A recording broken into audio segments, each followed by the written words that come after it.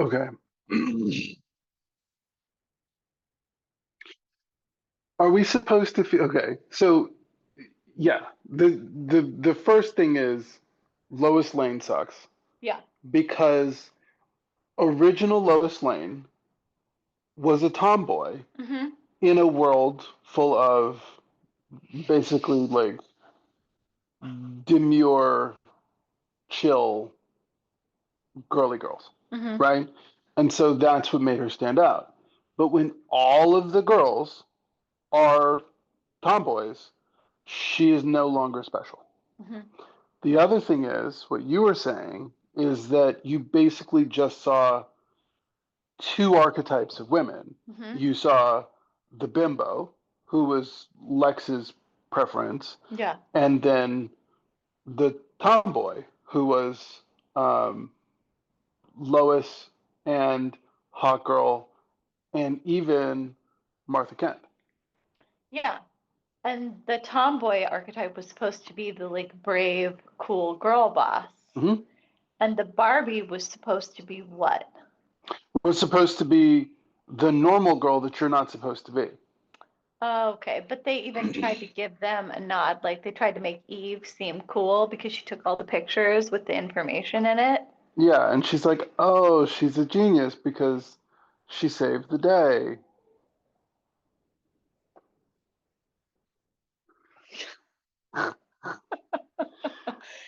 And so then I was asking about the only other women we saw in the movie who were in the employ of Lex Luthor, the villain. Like he had a couple in the Yeah. control room. And I'm like, are we supposed to feel bad for these women because they're enslaved?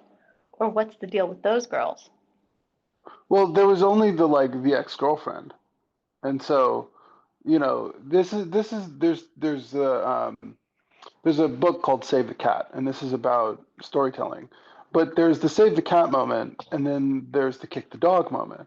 Hmm. Save the Cat is what you do to identify who's the hero of the story, and Kick the Dog is what you do to identify the villain of the story. So Lex is the villain because he's literally and figuratively kicking the dog. Hmm. So enslaving your ex-girlfriends, total douche move. Yeah, So he's the bad guy. Also, I said that there's simps, creeps, and villains, and now I'm going to add the fuck boy. that's right. So Superman's the simp, Guy Gardner is the creep, Lex Luthor's the villain, and Jimmy Olsen is the fuck boy. And all the other white males are comic relief. Lombard's comic relief, the guy who's like trying not to destroy the world with the pocket dimension that he's comic relief. Hmm. Um, Also, they got to get the obligatory nut shot. Oh, Um, Everybody's been doing the nut shots lately, um, and it's like okay, there's let's just say that there's five niche demographics that we're trying to hit, and so let's do something for all of them. mm, And so let's have the stupid dog situation, you know, to be like, I don't know, family friendly, cute, funny. And then let's do um, the over the top slapstick hmm, for the, like that, you know what I mean? The Beavis and Butthead crowd. uh-huh, Yeah. And yeah. so they want it to be like raunchy. And so that's where they're like punching the giant monster in the eyeball, Oh, and yeah, yeah, yeah. that's where the nut shots all come from. Hmm. And then the like, ooh, like what they're trying to do is they're trying to elicit certain visceral responses, like, oh, ah, right? And then that's why they're like the laser eyes. They lasered him in the eyeballs, Hmm. and they're like, "Oh, that's gotta hurt. Oh, that And the stings." the dislocating. Yeah, Yeah, so yeah. they're trying to add like little bits of body horror, um, to make you squirm. And so what it ends up becoming is a it's it is designed to create specific feeling responses in you. Hmm. It's not designed for you to think about anything. And if you're not thinking, you are feeling. And the irony is they they've jumped over emotional feelings into physical, visceral feelings. Mm. And so everybody's crying. That's the other thing, right? Like if everybody cries, then, crying is no longer impactful. It's just something that everybody does. Yeah. Anytime Superman tries to save the day, um, it's not really Superman that's doing it, it's somebody else. As a matter of fact, Mr. Terrific is basically the hero of the story. Yeah. Yeah, he fixes all of the problems. So they made the black guy the smart hero. Right. And he is frustrated because, you know, he does all the saving and he doesn't get the credit.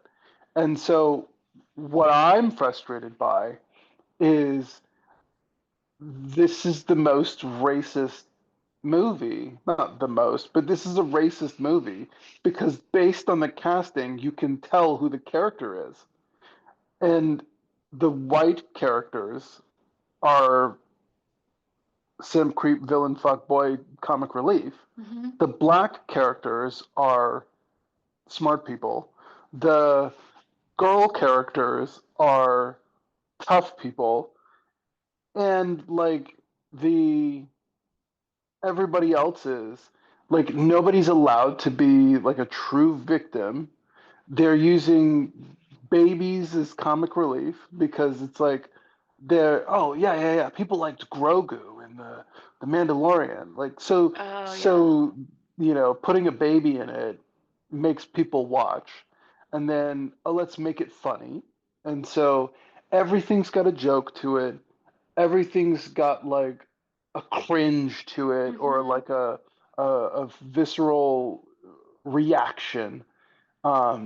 They're trying to get reactions instead of reflections. Mm-hmm. And that's what sucks, is that everything that they put on that screen is reactionary, and they're trying to make, by trying to elevate, you know, somebody, all they end up doing is typecasting everybody. Yo. And it totally, I mean, I guess the experience worked. I had the ugh moments and the like grossed out moments, Yeah. like the eye poking and the blah. Yeah. Yeah, and he's puking out nanites. Yeah. So I had the gross ugh. I had the physical responses that they were trying to elicit, Mhm. but also I was thinking too hard the whole time. I was not swept up in the story. I was not feeling inspired by or like really emotional for the characters. I was just thinking the whole time, looking for something to like about the movie and analyzing it. And I was Mhm. like, this is not good. I'm not like having a good story experience at all. Yeah. I'm not feeling the feelings I want to feel for any of the characters in this movie. Yeah, and that's the thing, is that going back to the bell curve, Mm-hmm. reactionary hits the bottom half of the bell curve, and we're not it. This is, so I was talking about 10 years ago the pussification of America, and now we have the the stupidification Yes. of America, right? Stupefy. Uh, so it's like, great. Now we've made everybody sissies, and they're going to be dumb sissies. Stupid, Great. weak idiots. Great, great, great, great, great, great, great, great. Awesome. That's what we want. Totally. Yeah. And like Mr. Terrific looks cool and he's smart, but at the same time, like He's not saving the day because it's right. He's saving the day because he wants to get back at somebody else who's being a dumbass. Like, he's not even a good guy. Nobody's a good guy in this movie. Mm-hmm. This is the problem I have with Arcane, is that nobody's a good guy. Mm-hmm. Totally. And I'm like, yo, can you put a good guy in the story? And then what I hear is I hear the Gen Z response. And the Gen Z response is, well, like, it's not realistic. Nobody's a good guy. And I'm like, you literal motherfuckers have lost the concept of a metaphor. Mm-hmm. Did you not learn about this in high school? Oh, that's right. You didn't learn anything in high school because you were on your fucking phones. Yes. Yo. And again, like, you want heroes to look up to. And they're like, that's not realistic. And I'm like, but it could be if we had something to aspire to and we were working towards like the greater good or a better ideal. But instead, everyone has defaulted into this acceptance of their nihilism and they're circle jerking like, oh, if everybody feels terrible together, then everyone's just feeding off each other's negativity. Yeah. So, let's just all be negative, be negative together. And It's terrible. and here it is. And this is the thing, right? There's a bunch of shit going on in the world right Mm-hmm. now, and that's the TV show. That's the WWE news cycle now. Um, dun, dun, dun, dun, Donald Trump. Dun, dun, dun, dun, right? Oh my you God. know? Um, so it's like that's the that's the way that we've come to look at this. And, you know, I'm just waiting for Camacho. You know Camacho? I have heard the name before. Idiocracy. It's Terry Crews, Yes, yes, who's the president, yes, who has a flamethrower, yes, you know? yes. Yeah. Oh my God. I'm like this is we are on Camacho quest. And it's like what is it? Oh my American God. Idol for the politician who is the most outrageous, you know, rock star quality ridiculousness person. And I'm like, what is happening here? Maybe the Democrats secretly have Terry Crews in the wings for the Oh next snap! No, no, campaign. no. You know what I think? It's The Rock. I think they got The Rock in the wings. He's been showing up on a lot of Really? those. Yeah, because they were. I mean, that's the thing is that they do the celebrity endorsements, right? And so he was really endorsing hard earlier in like the Biden campaign. Hmm. Anyway, the whole thing is it's aspiration, right? And you know that they're idealized. That's the point. But people are cynical now to the point where they don't want to see ideals because they're like, I'll never reach that. And it's like, that is an asymptotic function. Mm-hmm. You approach zero, but you never get there. That's fine.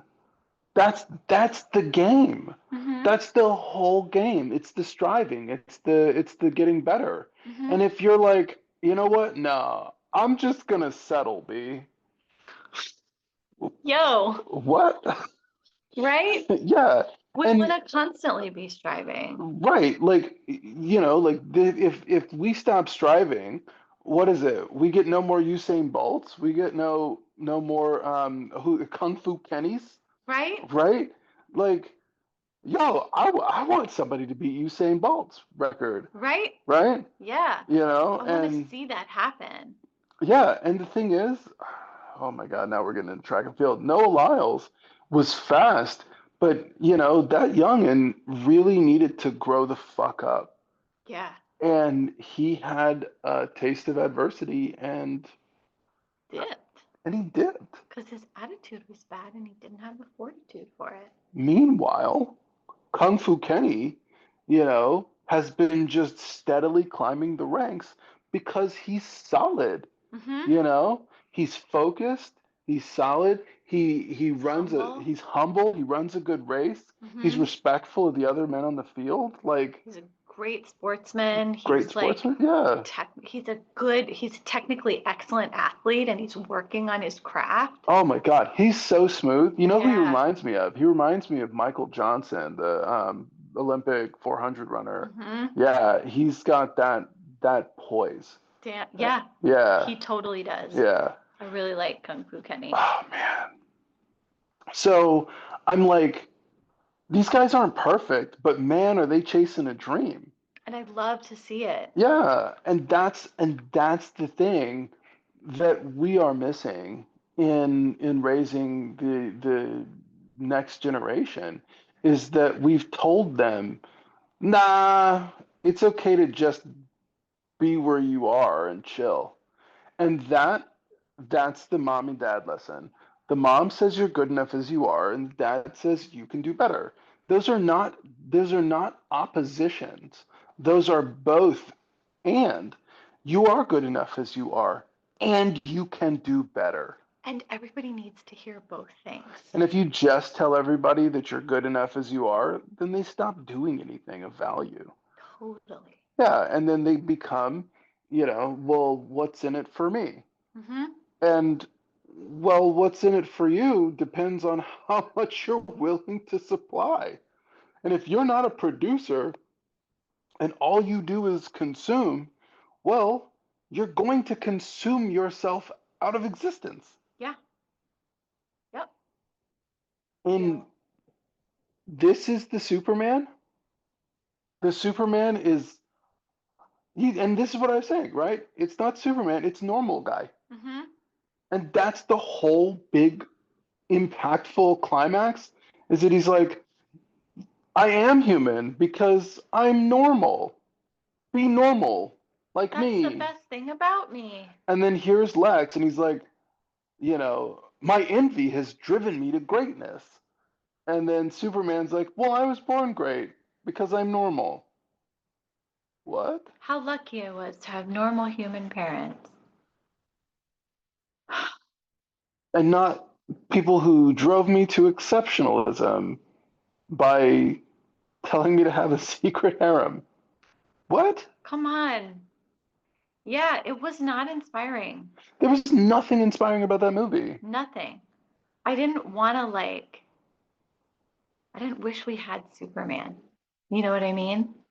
I just wanted to be like, don't be like Yeah, don't be like, oh my God, what a crazy thing. Superman, don't be like him. that. That's how I felt. Isn't that terrible? And again, the contrast for me is really high right now because we watched Man of Steel like a couple of months ago and Mhm. it's very fresh and it had such an impact on Felix. He said this is his favorite movie he's ever seen. Yeah. And he rewatched it like once or twice right away. And I was watching that movie and I was like, oh my God, it's so good. Hmm. It's so good. And that whole attitude and struggle, and I was like, you wanted so badly to see him succeed. Yeah. And you were rooting for him and you were feeling for him, and there was pain and suffering. And it was such a beautiful movie and so emotional. And I was like, that is the hero that I want like our boys to aspire to. Yes. This nonsense, I'm like, I don't even want them to see that movie. I don't want him to see it either. I'm like, how fast can I nerf the TV so that they can't access that bullshit? Right? You know? I do not want them watching it. I'm like, it's Yeah. not good. Yeah. So this is what it is. From a triune brain theory, the most satisfying movies hit you with all three brains. They Mm-hmm. hit you in the intellectual brain, they hit you with the emotional brain, and they hit you with the visceral brain, right? So you can reflect on it with your thinking mind. Mm-hmm. You can feel it with your emotional mind, Mm-hmm. and you can also feel it in your physical body. Mm-hmm. And you have to in order to do that, by the way, in order to hit that intellectual beat, you have to have good rhetoric. You Yeah. have to have, you know, a really solid debate between two profound or timeless, universal, relevant ideas. Mm-hmm. And if you haven't articulated those two opposing ideas, then intellectually it's not satisfying. Mm-hmm. Now, um, emotionally, you can have something that's like, okay, everybody's crying, so now cue emotion. Crying is not the thing that cues the emotion. It is the recognition of sameness. It is, I feel that because that's happened to me, Mm-hmm. that cues this. Or, oh, I feel that because I don't want that to happen to me or somebody I care about, Yes. right? Mm-hmm. Well, in order to hit that emotional beat, you need to care about something. Mm-hmm. Wow. And if Yo. you don't give a shit about anything, you're not going to hit the emotional beat. You're Mm-hmm. not going to feel that. Mm-hmm. And then on the visceral level, yeah, then you need something, you know, bone crunching and that makes you have an animal type experience. Get away from that. You know, it repels me. Or, oh yeah, the half naked lady on TV draws me in, Mm-hmm. you know?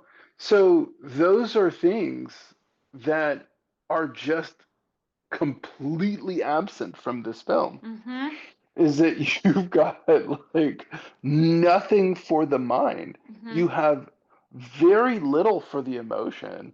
And they're like, oh, well, now they have to have a kiss scene.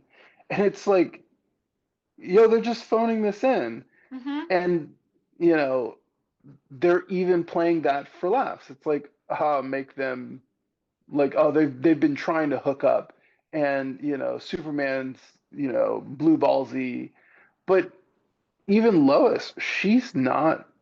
Um, she's basically swayed by public opinion. Mm-hmm. If anything, the emotion I felt the most was annoyance. Yeah, Like, even back at the beginning of the movie when they had that interview slash fight in her kitchen, yeah, I was like, yo, she's being bitchy. And he tells her he loves her and he like is going out to save the world. And she's like, I was gonna break up with you. I don't know now. I'm not sure. Do you know what I mean? yeah, And I'm like, they weren't even that passionate about each other. yeah. Like, stand up for your man. Right? Wasn't even like excited about their relationship. It was just like, ugh, that's annoying. Yeah,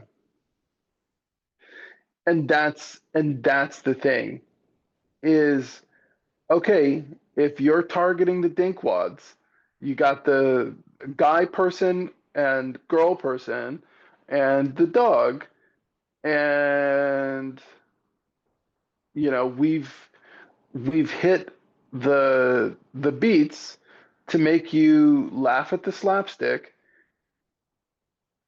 And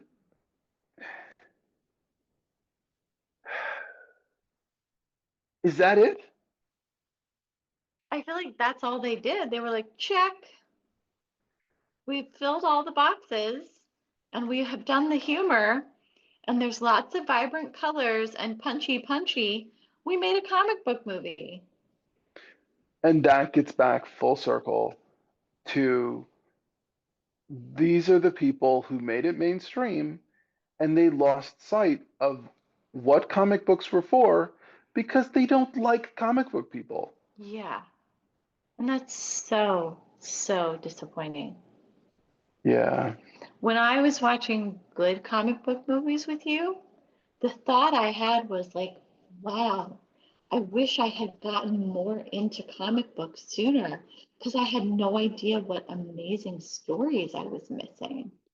I mean, I was such a book nerd and I was reading all these books and I was like, oh, I just didn't know any, I didn't have anybody who was into comics to tell me about the stories that was Yeah. going on over there. And to see like something that I came to love later in life and like was excited to share with our boys and excited to enjoy with you, to Hmm. see it be so like ruined and made fun of is so upsetting. Yeah. And that's what it is that they've hit the point where they're like, it becomes a parody of itself. Mhm. And now comic book films are farcical instead of whimsical, imaginative, exploratory, intrepid, pioneering, aspirational, inspirational. Like All those all of things. these things Yeah. that those stories used to be, they aren't anymore. And I'm wondering, here's the thing. And as much as I hate to say this, did we ask for it?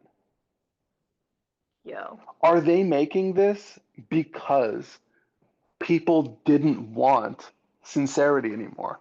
Are we getting sensation because we stopped wanting sincerity? Oh, that feels like a gut punch to even ask that question because I'm afraid it might be true. Yeah, And it's so antithetical to my personal what I want. yeah. Mm, I don't want it to be true, I don't either. but at the same time, cinema tends to reflect the zeitgeist. And if the cinema is producing dumb ass shit, maybe we got a society full of dumbasses.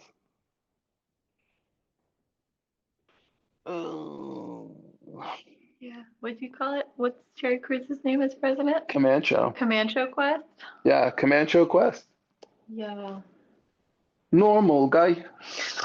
Camacho Quest.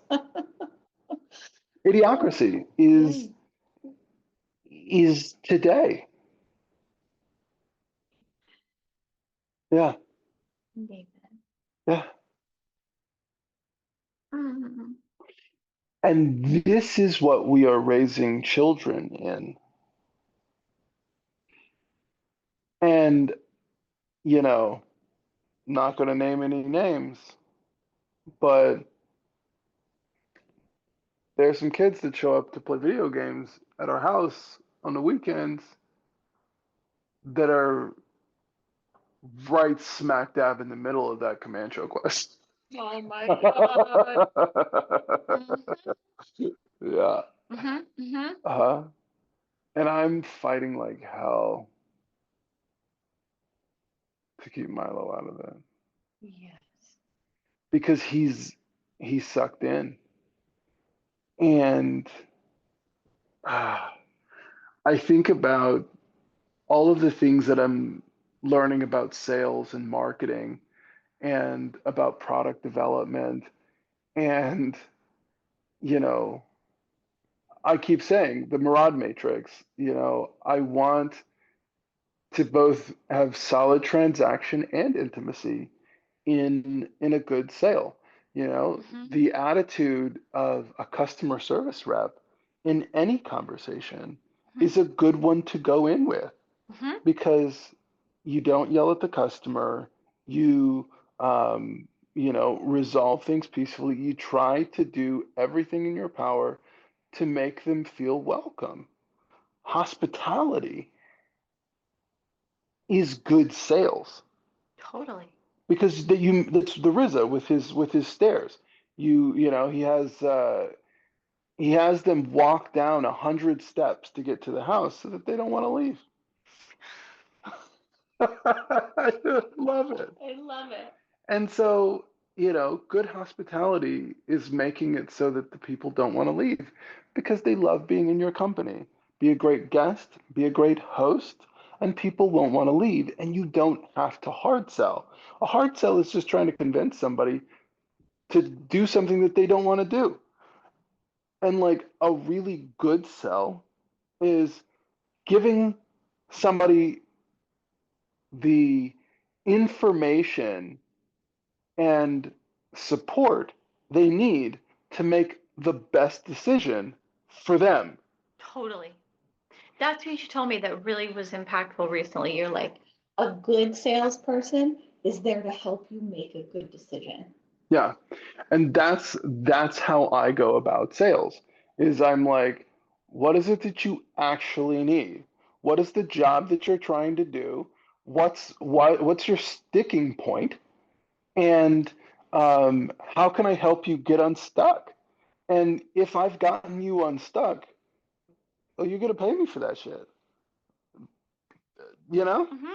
And it's, That, they should, it's valuable. right. But again, this is why it's the Mirage Matrix, is because he told me to buy. I was gonna buy one thing, and then he took me to a completely different section of the shop, and he got me to buy three things. And I was like, yo, if that man had asked for the shirt off of my back, I'd have given it to him and said thank you. He created an experience for you. He created an outstanding experience and he got me what I wanted, even though I didn't know I wanted it. Yes. Yeah, because he asked the right questions. He built a good relationship with me. Oh, my friend, tell me what you think of this. And then I try it and I was like, oh, I don't know. He's like, okay, okay. Well, what about this? Oh, he likes the Cavendish. I like this. I also like the Cavendish. Let me get you a couple of different samples and you tell me which is your favorite. Like, that was great. And I had never been more thoroughly impressed with somebody in a sales environment. And this tobacco merchant just completely swept me away. And I will forever remember this. Forever. You know? Yeah. And I went back to his shop every single time I was in the city. What a lasting impact. Yeah. Because he sold me with service. Right? The good salesman uses customer service. The good customer service rep also sells. They are one and the same. If you are not, and that is what hospitality is, how can I be of most service to you? And you know what? That's what I learned from Jay. You know, Jay would have us over to his house and he would cook a meal for, you know, a bunch of his students, and we would just sit and have a nice talk, and Jay would, you know, just stand up and watch us eat. I love this man. And he would have his towel on his arm, and he would serve us. And he was so overjoyed to just watch us enjoy the meal that he had cooked and enjoy the conversation. And he would chime in and he's got real strong opinions and he would throw those things in and he would just let us debate and let us duke it out. I remember, oh my God, I was so proud of myself because I can count to 10 in like 5 languages. And I was like, oh yeah, I can count to 10 in Russian. And we had a rush. And she was like, do it, tell me. And I was just like, no, it's okay. And she's like, no, I wish to hear it. Like, and I was just like, oh my God, now I'm on the spot, and I said him, and she's like, your accent is not bad. And I was like, I felt so aggressed at first. And I was like, okay. And it turned out all right. So, Nice. you know, I love that. I love when people are great guests, and I love being a great guest and being a great host. And I love when I have those experiences. And when I go to the cinema and you are a shit-tastic host, what are you doing? That's why I dislike it so much. That. What are you I doing? love being a good host, and I take great pride in being a good host and a good guest. You know this about me. You are outstanding. You are my guidepost for great hospitality. I love this feeling. When you were describing Jay, I was like, I do the same. I used to have my coworkers from the hotel over for dinner, and I would cook a meal and serve them, and like, all yeah, I would have my college friends, because I was the oldest, Hmm. over, and I would feed them, Hmm. and I would color code their bills for them. And my friend Brianna, the opera singer, still talks about it. Yeah. She's like, I still file my bills based on the system that you created for me Hmm. 25 years ago. Hmm. And my business, the one that I still have that eventually morphed into Voodad and Household Mojo, I actually started as a consultancy so I could make business plans and make financials for make pro forma financial statements for my friends who were entrepreneurial. I love it. And I was just like, oh, I'll just make it for you. And then they're like, well, but I should probably pay you for this. And I was like, okay. So just That is beautiful hospitality. You're like, I have this skill and this knowledge, and I would love to use it in service of the people that I care about. yeah, I love this about you. You are an excellent friend. I love this quality about you. I'm bad at outreach. I'm good at, I said this to my mom once, um, because we were talking about something and we were driving and I turned off the music and I was driving, I think, and I turned off the music and my mom's like, oh, why'd you turn off the music? And I said, well, when I'm with someone, I want to be with them. I'm driving, so I can't give you my undivided attention at this time, but I want to give you as much attention as I possibly can. And so that's it, is when I'm with someone, I'm paying attention to them. Totally. And even if, because I'll do a thing to make the hum so that I can focus on you. The Mm-hmm. irony is when I do something with my hands, it's to, it's actually a focal point rather than a distraction point. Yes, And so I'm doing this so all of the excess thought energy has somewhere to go. And this is why Rubik's Cube is because it's manual, it's physical, it's not my phone, right? And I can do this and it requires very little thought energy, but it's just enough so that I can pay attention to you and put that leakage elsewhere. It's a fidget spinner. totally. Yeah. And I've learned this about you. But you are excellent at that. You're excellent at giving the person you're with really good attention. I love these qualities about you. And that really sums up this whole movie experience. There was no hospitality in that movie experience. Yeah. And I'm like, was there only no hospitality for us? Or do most people never experience hospitality, so they don't care? They And don't notice it. And I think that's more of the case, is that the audience has become less discerning and less interested because everything is fast and next. It's let me get through this thing to go and sample the next thing. You want to know what this reminds me of? It reminds me of the Hunger Games, where they go to the Capitol and everybody is tasting things and then vomiting. It was so gross. So they can just keep tasting. Yeah, and that is what social media is. That is what the phone creates. Is it creates the environment where people sample and vomit so Gross. that they can sample more. Yuck. We have created digital bulimics. That's so gross. Yeah. And that makes me not only so sad, but like the fact that most people have never experienced the type of hospitality that you and I are missing. I'm Hmm. like, oh, what a shallow life experience you're having. Most people have never met a Murad and have never had a connection, or like have never had an environment created for them to enjoy. Yeah. And so And they're yet, trying to create these little digital environments that they enjoy because they don't know how to make a physical environment that they enjoy. yeah. It makes me really sad. And that's this I don't know, I saw some short today and it's like you can't hand people things. You try to give somebody, a lottery ticket for $20 million and they won't take it because they're suspicious. And I'm like, I get it. Shoot, man, I got trust issues big time.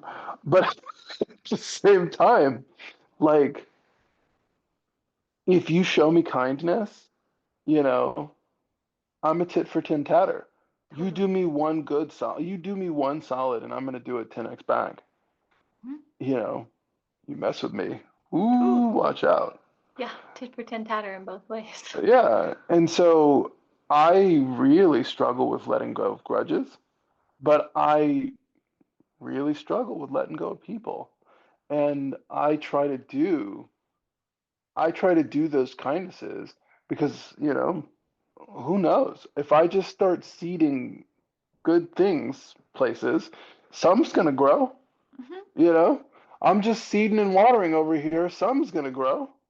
Hmm. So I don't know. I look at some people who have never had that experience and, you know, Bleach. We watched the pilot episode of that, Hmm. and they're called hollows, the demons, and they all have these holes in their chest, you know.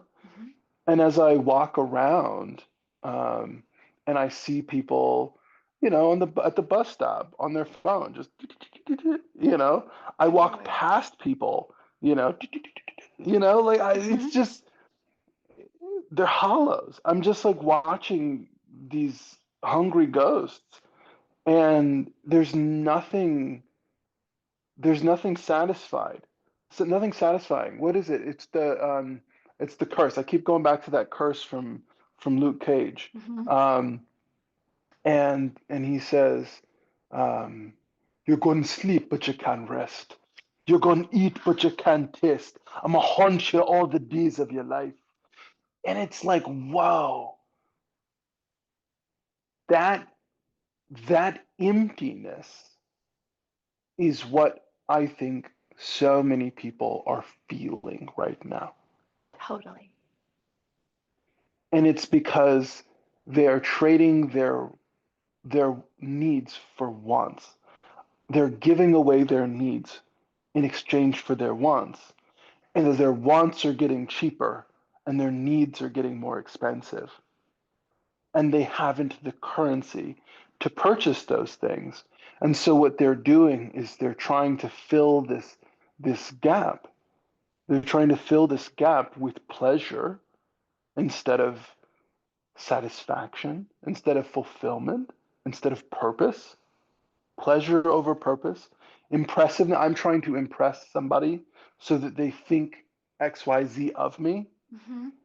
And then when they're starving, but they're fat in their mind, in their spirit, Yeah. that hurts me. It Agree. hurts me to see it. Agree. And it's because they have been possessed by a demon. You're out here trying to lift curses. And I'm trying to lift curses because I know what that feels like. That's how I felt in San Francisco. I felt like I got a demon in me. And it I got rid of that shit. Yeah, you did. You fought hard to get rid of it. I hated that. I hated who I'd become, you know? Hmm. I love your hustle and your fortitude that you were like, this isn't, I don't accept this. I wanted, what's funny? The reason that I got to that place is because I wanted to be normal for a minute. I was tired of being an institution. I was tired of being big man on campus. I just wanted to go and hide in some spreadsheets. I was like, just just let me play with some numbers, Hmm. don't put me in charge of anything, just let me run the treasury and leave me alone. And they did. But it ruined me. It ruined me trying to do normal people things and, the Cheetos and Mountain Dew. For me, it was actually ginger beer and orange chicken, but Same difference. you know, Yeah. but that's oh my God, I got fat. Oh God, I felt so terrible. I was 260. That's big. I had never been that fat. And I saw a picture of myself. Um, I was cleaning the roof of my ex-girlfriend's mom's house. And so me and her brother were, up on the roof doing the gutters, and somebody snapped a photo of me. And I looked at that photo and I was so embarrassed. I was like, what is that gut? Oh, honey. You were like, no, no, no. Don't tag me in that. Like, oh my God. And you know what it really was? It was my brother's wedding. And I looked at those wedding photos, and those are always going to be there. And his wedding, he was wonderful, and his wife was beautiful, and I was just like, oh, I'm so fat in this family photo right now. Baby. I was like, why are my cheeks like that? Oh, baby. And I said, nope, Mm-mm. nope. And I think it was like 6 to 8 months, and then I was back down to like 215, 218. I am not surprised. Yeah, I cut to like 10% body fat in 6 months. Yeah. I was like, You're like, I'm not having this I anymore. was like, nope. And that's it, is that I can't be normal if I wanted, if I tried, because I just can't. Yeah. Because there are too many things about me that are diametrically opposed that Hmm. just land funky in me. Hmm. And so when I try to do something at the median, it throws me out of whack, Yeah. which sucks Yeah. because I'm all by myself. I'm like, you're exceptional, non-mainstream natures. And so much, I'm so attracted to all that you are as you. But at the same time, I'm like, man, I hate when I see it cause you so much frustration and pain. It's really uncomfortable to not really be able to level with people. The irony is, I can get along with everyone, but everyone can't seem to get along with me. Yeah. And that was one of the things, is that I've had, again, that same ex-girlfriend, right? All of her friends were basically the same person. Hmm. They were a nice little circle that reinforced each other and they all agreed with each other. And And my friends, the only thing that they have in common is they make you feel like family when you meet them. that's a pretty beautiful thing. You know, the Brazilian, this guy, I mean, I can't wait to meet him. he's so great because he'll say something like really judgmental and insulting, and he's like, I'm right though. But it's not like they're fine, but I'm right though. You know, he's like, oh yeah, the fatty, and I was like, Mars. He's like, oh no no no no no no no. You know what I mean? It's like it's fine, but come on, fat, right? And I'm like, yes. Uh,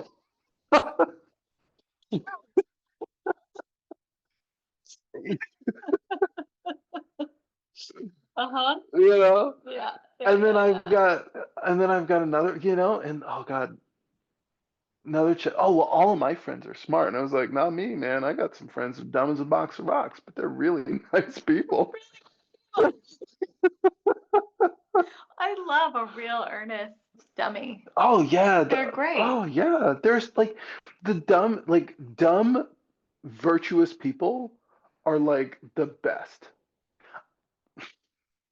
Like they have no idea what I'm talking about, but they're just happy that I'm chilling with them. Right. And they're like, "Oh, well, that's great. Did you hear about inane bullshit that no one cares about?" Really? No, tell me about it. Oh, well. And then they will just tell you about stupid nonsense. And you know what? I'm here for it. Totally. Tell me about your stupid nonsense because it's you and because you're into it and because, you're so great and you're excited to share. Yeah. I'm so here for it as well. I love that. That stuff, that's the only thing that my friends have in common. I'm actually nervous about my friends at the wedding because they span every corner, not the spectrum, but every freaking corner, nook, and cranny of the political, intellectual, whatever spectrum. Mm-hmm. I got some weirdos, I got some normies, I got some cool people, I got some really uncool people. I have quite a spectrum as well. And in my spectrum, the people are real passionate. So our wedding is going to be quite a room. I'm nervous. I'm nervous that some fight is going to break out. But I mean, it wouldn't be an Irish wedding, Right. And we're not going to give anybody alcohol. So what are you talking about? are we? Are we going to give people alcohol? If we don't have alcohol, then the Idahoans will revolt. Oh. Yeah, we need a keg. Oh. Yeah. Okay. I say a keg, but that's them from before time. What if we're just like, bring your own Hopefully. beer? Bring what you like. We gotta no. We They gotta will provide. not. Okay. They Okay. will not. Okay. They will not abide. They'll be like, Essex man, why did you do this to me? Okay. I don't want that. Yeah, Okay. yeah, Okay. yeah. So yeah, there will be some imbibings of all sorts, I imagine. Mm. Uh-huh.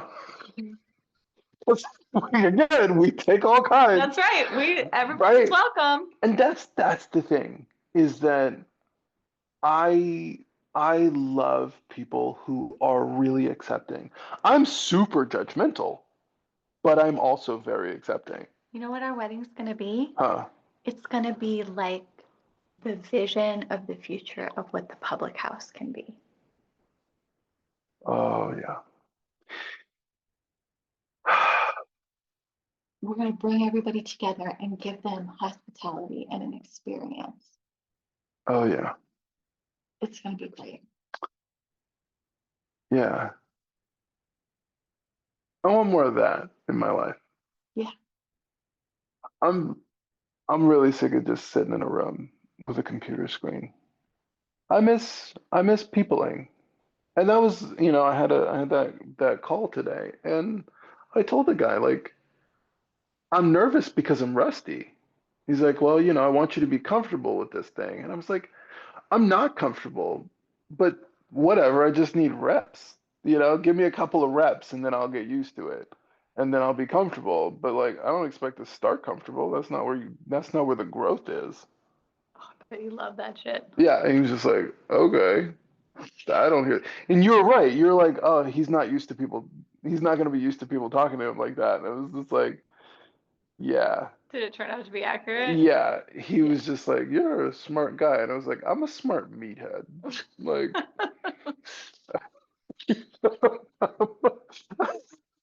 I want those reps, man. I want reps, Come on, bro.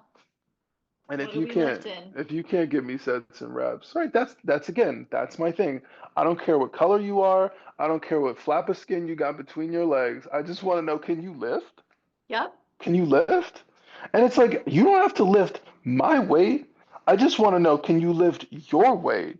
Right? Mm-hmm. Can you lift you and some surplus? Then we can move this piano. Right? Because I have moved a piano with like 4 dudes. Holy crap. Yeah. I Yeah. have supervised the moving of a piano. It is Jesus. a thing. Mm-hmm. Yeah. So on that note, Thank you for doing the breakdown with me right after we watched it. It was nice to like talk it out when it was really, really fresh. yeah, Yeah, that was really good. yeah. So the moral of the story, be a man of steel. Be the woman of steel. Don't be normal guy. Yes.